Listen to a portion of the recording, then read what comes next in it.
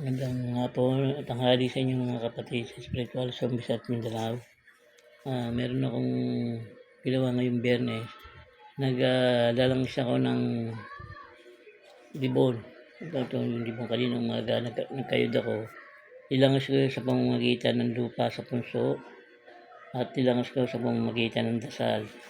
Ang langis nito ay maraming pinagagamitan. Pwedeng panggamot, pwedeng pang sinasangkap din yun sa baong walang mata. Yun pag nilagyan ko ng dignong na dugo, kaya na dignong dugo, pwede mong gamitin sa paggagamutan mga sakit na hindi nagaling na sugat, mga nababarang, pwede po nyo gamot yan. Ngayon, gumawa yung pinakabaon naman ginawa ko ngayon, pandipesa ng mga tao. May nagpagawa sa akin na 3 butol natin na gawa ko ng bao. Ngayon na may proseso paggawa ng bao, konting aral lang to, konti. Ang aral sa ituturo ko sa inyo dito paggawa nito, kailangan meron kayong mga 4 na sangkap na kinakabit dito at saka talandro. Ang 4 na sangkap ay apoy, tubig, lupa, hangin. Ano-ano nga ba yun? Dapat kung meron kayong mutya sa tubig, sa tubig nga, sa dagat, meron kayo kumuha kayo ng mutya dyan, kung alam mo ay shell, pwede rin yun, mutya sa tubig, pwede.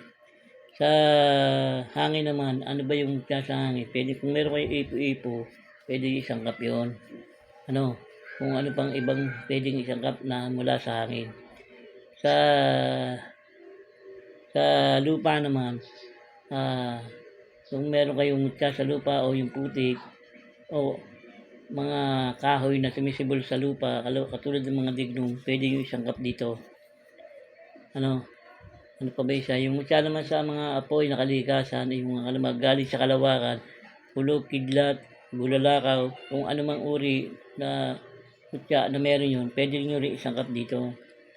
Yun ang inatawag na 4 na elemento na isinasangkap dito sa baong walang mata. Bago lalagyan nyo siya ng talandro nyo, kung ano man ang habang kinakasan nyo, dinadasalon nyo na kung anong ginagamit yung panalangin, panawag, pagkakasan nito. Hindi basta-basta nagagawa ng libon. Kasi gagamitin ng tao to, pandepensa ng tao. Yun lang ang aking naiaan dito. Ngayon, kapag itong bang ito ay nasa inyo, binibigay naman ng dasal nito, kayo na magpapatuloy ng pagdarasal nito kasi kayo ang gahawa. Kami mga binubuhay namin yan, kinukusagran namin. Pagkakusagran namin, papatuloy yun lang papapakain ng dasal nito. Pwede rin naman kayo magkasa ng tuway-tuway ng tao, pwede rin to. Yun ang pwede rin yun sa lupa yun pwede rin yun. Ilalagay dito, magaling din yun.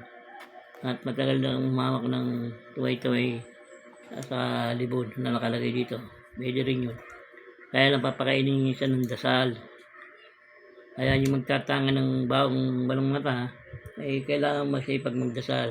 Kailangan twice a day, tuwing before 6 p.m. 6 a.m., 6 p.m. bago dumating, dasalan nyo na. Kung anong ginagamit yung panalangin dyan. Mga kapatid natin sa spiritual na konti tayong aral sa libon. Yun ay kanya-kanya kaming kanya-kanya kaming pamamaraan kung paano paggawa ng libon. Depende na sa inyo kung saan yung gusto magpagawa, okay lang. Tayo respeto natin yung kanila mga gawa, ay ayos naman yan pagka talaga nananampalataya ang tao. Tapos yung garapa, paggawa ng garapa, meron ding dapat gagamitin yung langis na libon. Tapos kung anong kasan nyo, ay nasa inyo na kung anong gagamitin yung taladro.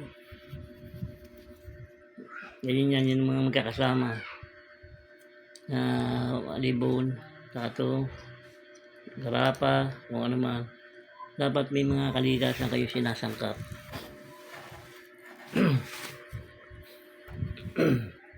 At yung mga dignum, pwede yan. Dignum, pwede mong di sama sa bawal rin. Pero pwede sama. Hindi pinuputukan yung mga panipas na kahoy. Hindi sa kabal, pwede rin.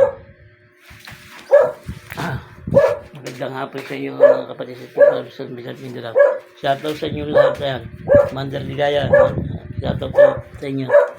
Sa lahat ng ilaga po lahat sa Mindanao. Magandang hapon.